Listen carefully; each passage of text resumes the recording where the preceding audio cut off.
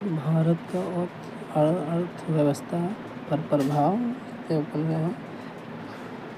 पुस्तक poverty and un British rule in India किसने लिखी? आर.सी. दत्त, दादा भाई नौरोजी, बिपिन चंद्र पाल, बिपिन चंद्र पाल, लाला लाजपत राय। उपयुक्त में से कोई नहीं। उपयुक्त में से एक से अधिक। पुस्तक poverty and un British rule in India किसने लिखी? दादा भाई नौरोजी।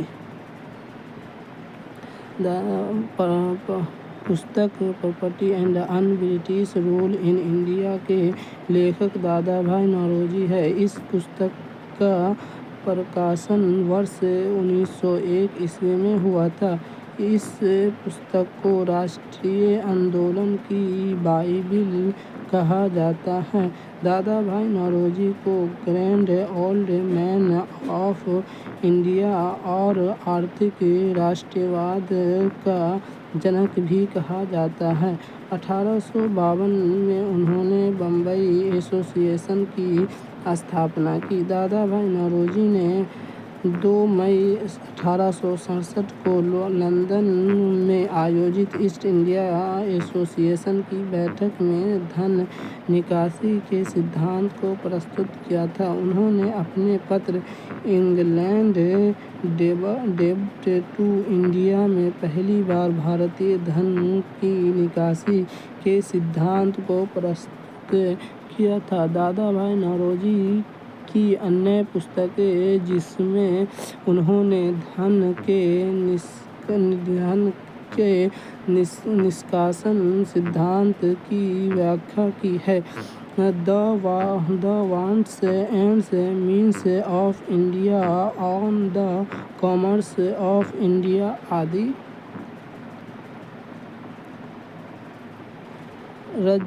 रजनी पाम दत्त ने कहा, वे साम्राज्यवाद से लड़ते भी थे और सहयोग भी करते।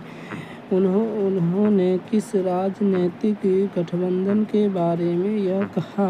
भारतीय राष्ट्रीय कांग्रेस, भारतीय communist party, Swaraj party, Hindustan socialist Republic association. उपयुक्त में से कोई नहीं। उपयुक्त में से एक से अधिक। राजनीतिक पाम दत्त ने कहा, वे साम्राज्यवाद से लड़ते भी थे और सहयोग भी करते। उन्होंने किस राजनीतिक गठबंधन के बारे में यह कहा? भारतीय राष्ट्रीय कांग्रेस, भारतीय राष्ट्रीय कांग्रेस।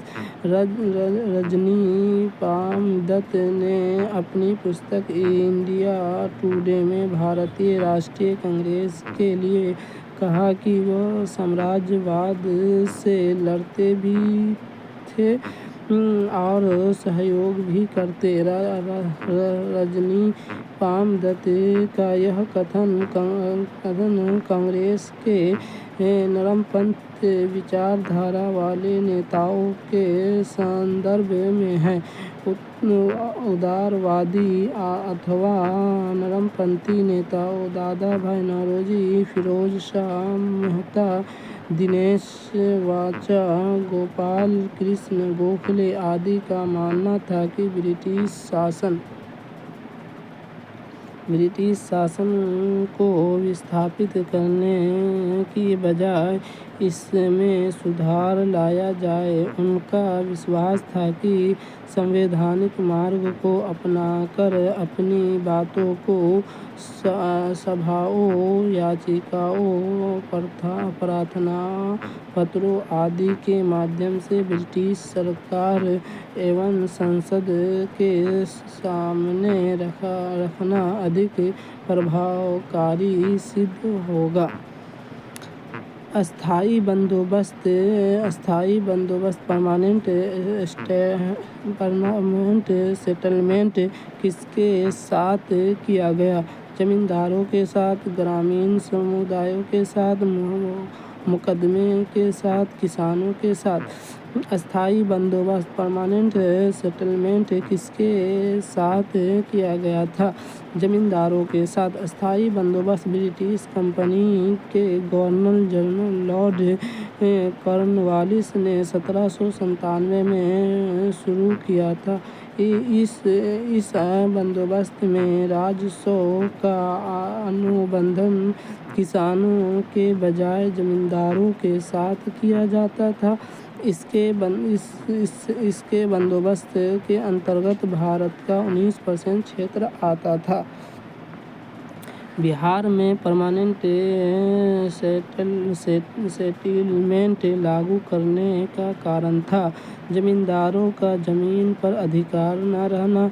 जमींदारों के लिए जमीन पर वंश परंपरागत अधिकार को स्वेच्छा से हस्तांतरित करने का अधिकार, भू राजस्व का राजस्व निर्णय करना, जमींदारी प्रथा का निर्मूलन। बिहार में परमानेंट सेटलमेंट लागू करने का कारण था भू राजस्व का राजस्व निर्णय करना। बिहार के परमानेंट सेटलमेंट लागू करने का कारण भू राजस्व का राजस्व निर्णय करना था। इसके द्वारा सरकार को एक अस्थायी आय प्राप्त होने लगी, जिससे भावी सरकार खर्चों पर बजट निर्मित करने की सुविधा होने लगी। 8वीं शताब्दी में बंगाल में वस्त्र उद्योग के पतन के लिए उत्तरदायी कारण था उत्पादन की गुणवत्ता में कमी, कच्चे माल की अनुपलब्धता, ब्रिटेन के निर्यात करने वाले माल पर उच्च कर, कारीगरों की अनुपलब्धता। 18वीं सदी में बंगाल में वस्त्र उद्योग के पतन के लिए उत्तरदायी कारण था ब्रिटेन के निर्यात करने वाले माल पर उच्च कर। 8वीं शताब्दी में बंगाल के वस्त्र उद्योग के पतन के कई कारण निम्न हैं।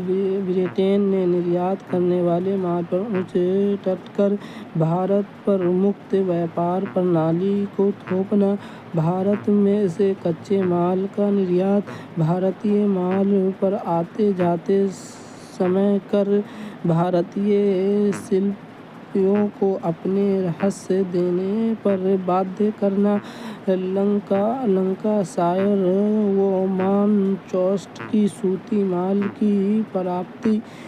Property and un British rule in India नामक पुस्तक लिखी थी। R.C. दत्त ने, रजनीपाल दत्त ने, दादा भाई नौरोजी ने, जवाहरलाल नेहरू ने। Property and un British rule in India नामक पुस्तक किसने लिखी थी? दादा भाई नौरोजी ने। दादा भाई नौरोजी ब्रिटिश कालीन भारत के एक पारसी बुद्धिजीवी, शिक्षाशास्त्री, आरंभिक राजनीतिक एवं सामाजिक नेता थे। उन्होंने भारत का वयोवृद्ध पुस्तक grand old man of India कहा जाता है। उन्होंने property and un British rule in India नामक पुस्तक लिखी तथा गुजराती भाषा में